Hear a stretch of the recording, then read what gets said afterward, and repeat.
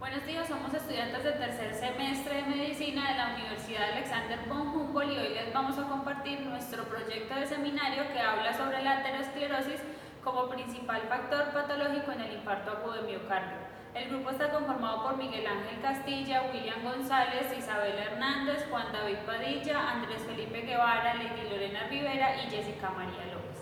Damos inicio. Bueno, como sabemos, las enfermedades cardíacas son las principales causas de morbilidad y mortalidad a nivel mundial según la OMS. Una de esas enfermedades coronarias es el infarto agudo del miocardio, que se caracteriza principalmente por la necrosis de una parte del miocardio por falta de irrigación sanguínea. Su factor patológico principal es la aterosclerosis, que es la acumulación de lípidos en el lumen del vaso sanguíneo. Por ello, nuestro objetivo es describir los procesos por los cuales se va a formar esa placa ateromatosa y su influencia en el infarto agudo del miocardio. Para eso tomamos información de las diferentes bases de datos, como lo son el EScielo, NCBA, REDALIC, entre otras.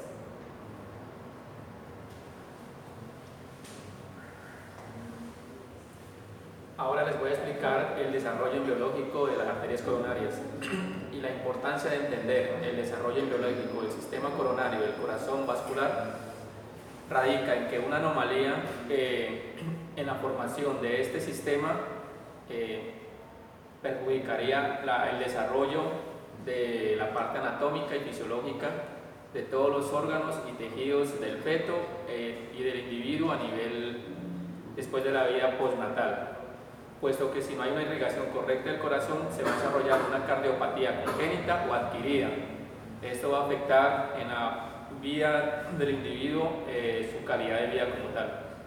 Para explicar mejor el proceso, cómo ocurre el desarrollo embriológico coronario del corazón, nos ayudamos de la siguiente imagen, que consta de la formación del órgano proepicárdico, que es un órgano constituido por células mesoteliales, mesenquimatosas, que van a ser las precursoras del endotelio y de la musculatura lisa de las arterias coronarias.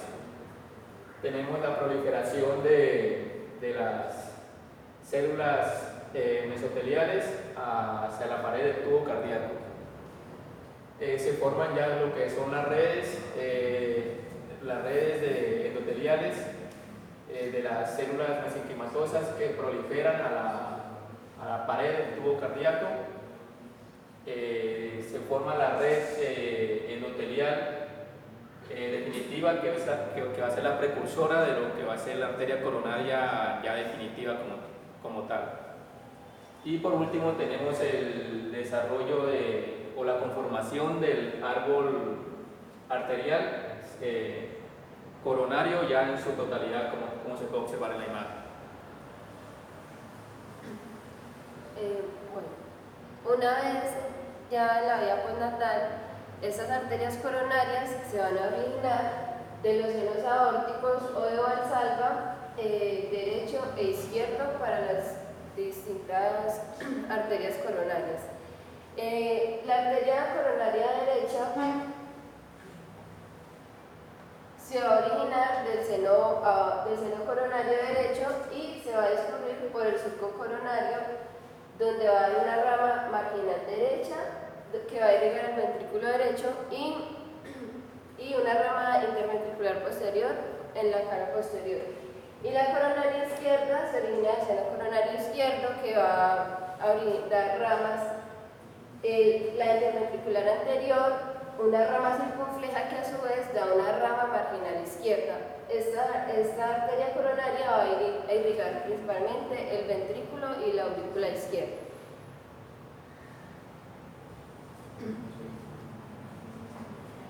Para una mejor comprensión de la fisiopatología de la arteriosclerosis coronaria como principal factor etiológico del infarto agudo del miocardio, es necesario observar algunos cortes histológicos con el fin de conocer los principales componentes de las arterias coronarias, también conocer las principales características de una placa ateromatosa que se formó en una arteria coronaria y por último un corte histológico de una necrosis del miocardio causada por un infarto. Las arterias coronarias tienen tres capas o tres túnicas, una túnica íntima, una túnica media y una túnica adventicia. En el primer corte tenemos un corte histológico de una arteria coronaria con una tinción de hematoxilina y eosina y un aumento en el microscopio de 30x. Podemos observar la túnica íntima, la túnica media y la túnica adventicia. La túnica íntima está conformada por células endoteliales, la túnica media está conformada por células musculares lisas y la túnica adventicia está conformada por tejido conectivo. En el siguiente corte histológico tenemos una arteria coronaria con una placa ateromatosa. Tiene una tinción con la técnica de Van Gibson y tiene un aumento de 34x. Podemos observar que la túnica íntima es mucho más gruesa que lo normal y obstruye prácticamente el 90% de la luz. Tiene una túnica media y una túnica adventicia normales, y en la túnica íntima podemos encontrar la placa ateromatosa con unas calcificaciones visibles y acumulaciones de líquidos. Por último, tenemos un corte histológico del infarto agudo del miocardio con una tinción de hematoxilina y eosina y un aumento de 30x. Podemos observar a la izquierda podemos observar las líneas, las fibras musculares onduladas y alargadas en comparación con las fibras normales a la derecha. Bueno, entonces en cuanto al funcionamiento normal de las arterias coronarias como tal, su función es irrigar los dos ventrículos y los dos atrios del corazón. El miocardio, como sabemos, tiene metabolismo aeróbico, que las arterias coronarias se encargan de oxigenar el músculo del corazón constantemente, ya que este trabaja constantemente. Esto en cuanto al endotelio, que sería la túnica íntima, que tiene una función de mantener la permeabilidad muscular e intercambiar los nutrientes entre las células de la sangre y el corazón. El endotelio tiene una función de mantener una membrana no trombogénica, es decir, que no se formen trombos a no ser que haya una lesión, ya que si hay una lesión, las plaquetas ya trabajan en él para que se forme un coágulo o trombo. Cuando no hay lesión, normalmente hay unas sustancias que son anticoagulantes o antitrombogénicas. Ya está la vasodilatación y vasoconstricción, que también son los mecanismos de las arterias como tal. Dentro de la vasodilatación como tal es que se aumente el diámetro y aumente la presión arterial y la resistencia vascular. Este mecanismo inicia porque el esfuerzo de cizallamiento entre los eritrocitos y el endotelio, que se da como tal por el flujo sanguíneo, activa un factor de crecimiento endotelial vascular que activa la óxido nítrico sintetasa endotelial, que sintetiza óxido nítrico, que después el óxido nítrico entra en el músculo liso del endotelio para activar o sintetizar la guanilato ciclasa, que a su vez esto activa la monofosfato de guanosina cíclica, que creará la proteína ciclasa G. Esto ya entre otras estará la bradicinina, la ADP, arginina, la PGLE y el FHDE, que como tal abrirán los canales de potasio y saldrá calcio.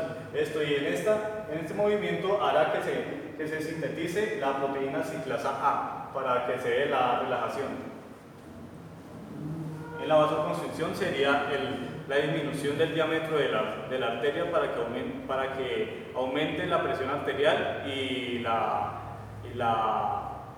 resistencia vascular. Como tal, se da este mecanismo porque la angiotensina 2 y la trombina se unen, entonces creará o dará síntesis a las endotelinas, a la prostaglandina H2 y los tromboxanos A2, que se unen a su receptor específico, que hará que entre calcio para que se dé la contracción.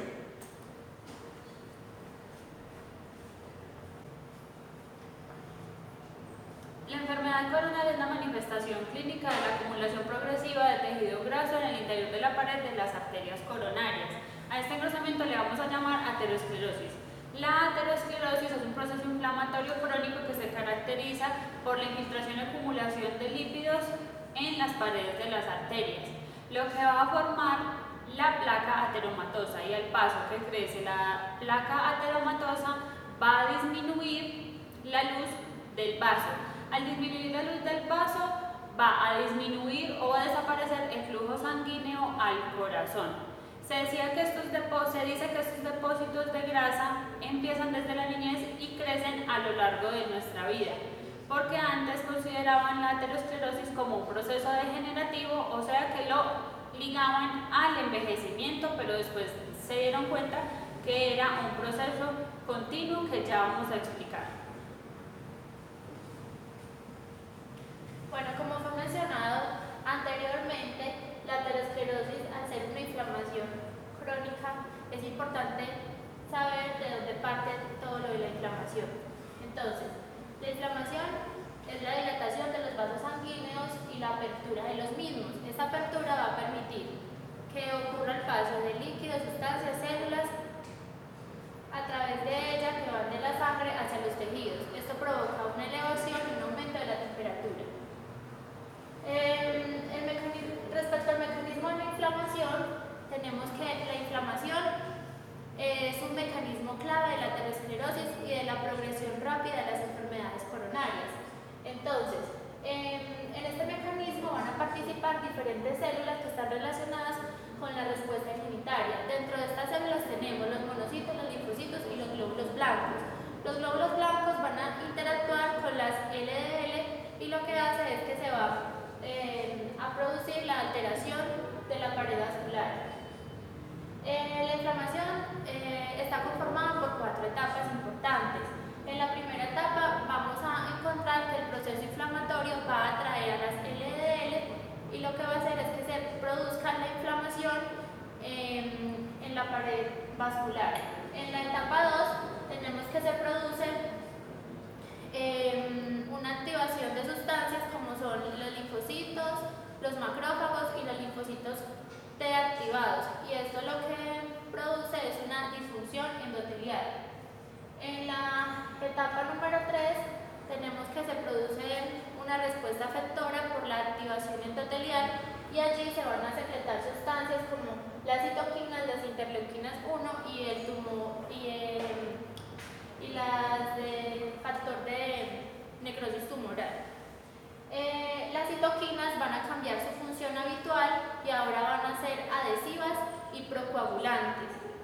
Esto hace que se produzca porque se van a expresar las L-CAL1 y las S-lectina. Entonces, al estas citoquinas cambiar su función, ya no se va a realizar la coagulación y bueno, por eso se va a ver afectada.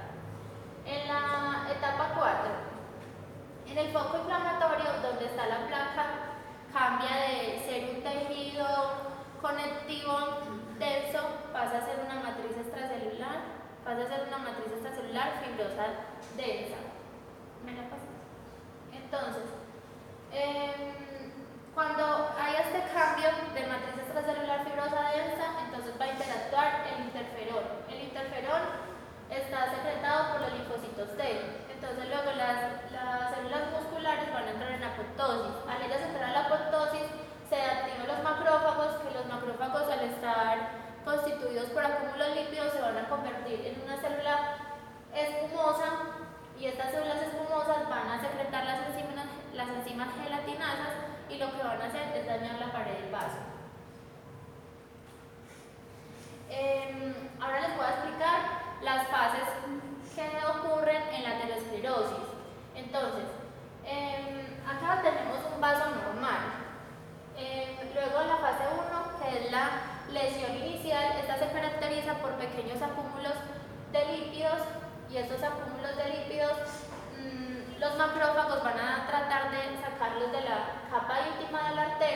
pero como son tantos, ellas se van a transformar a células escumosas.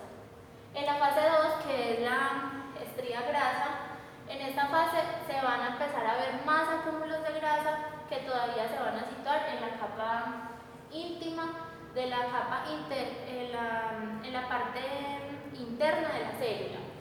Ya en la fase 3, que es la lesión intermedia, allí ya se empieza a ver que esos lípidos van a empezar a invadir la parte extracelular.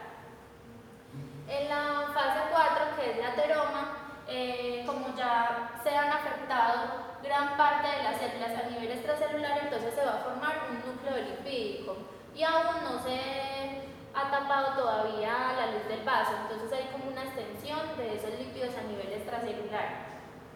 Ya en la fase 5, que se conforma por fibroateroma y por calcificación, entonces es porque ese núcleo lipídico va a estar rodeado de un tejido fibroso y va a haber una calcificación, lo que va a hacer es que se empiece a disminuir la luz del vaso.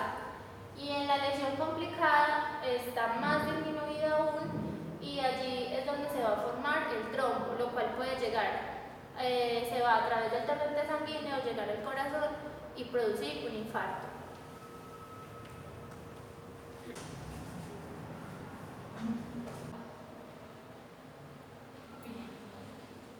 Bueno, todo este proceso, desde el inicio de la formación de la placa ateromatosa, va a desencadenar en el síndrome coronario agudo, el cual se divide en los siguientes subgrupos, que son la angina inestable, el infarto miocárdico agudo sin elevación del segmento ST y el infarto miocárdico agudo con elevación del segmento ST, que no son más que la expresión de las diferentes fases del infarto cardíaco, esto no es más que el proceso de las diferentes etapas que solo van a variar dependiendo la intensidad de la isquemia y dependiendo de las características individuales del miocardio durante este proceso. La angina inestable se da como consecuencia de una trombosis coronaria parcial que se da en el 60 y en el 70% de los casos aproximadamente. El resto de los casos se da como consecuencia de un incremento en el consumo miocárdico de oxígeno por diversas causas, por diferentes causas. El infarto miocárdico agudo sin elevación del segmento ST se basa en la fragmentación de un trombo que se va a dividir en porciones de un tamaño considerable, que lo que nos va a causar son embolizaciones distales y necrosis de áreas específicas. Todo esto sin cambios en el electrocardiograma. Y por su parte, el infarto miocárdico agudo con elevación del segmento ST se debe a la oclusión total y persistente de las arterias coronarias, que en este caso sí se va a ver la elevación en el electrocardiograma. Todo esto conlleva a un proceso de necrosis miocárdica, que lo que va a hacer es que las células miocárdicas mueran. Sin embargo, en algunos casos, o en la mayoría de los casos, las células del área infartada no mueren. Entre los factores de riesgo encontramos la hipercolesterolemia, la obesidad, la diabetes, el tipo de alimentación, la hipertensión arterial, el tabaquismo y el sedentarismo.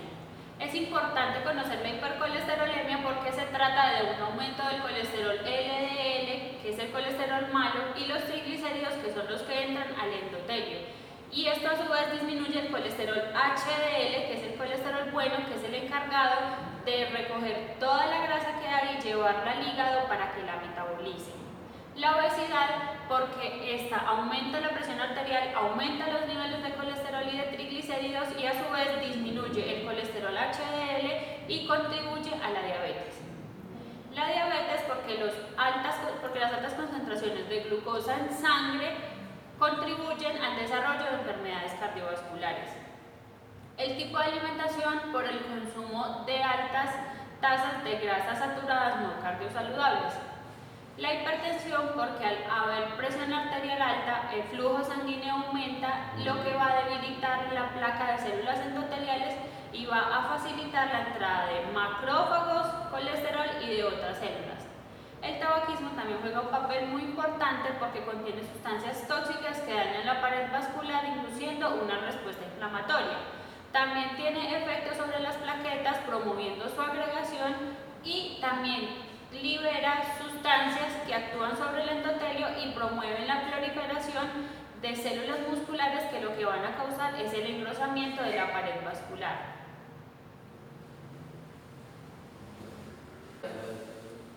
Como conclusión de nuestro trabajo de seminario, tenemos que se hizo una breve descripción anatómica, histológica, embriológica y fisiológica de las arterias coronarias, con el fin de una mejor comprensión de la fisiopatología de la arteriosclerosis coronaria y su causa en el infarto agudo del miocardio.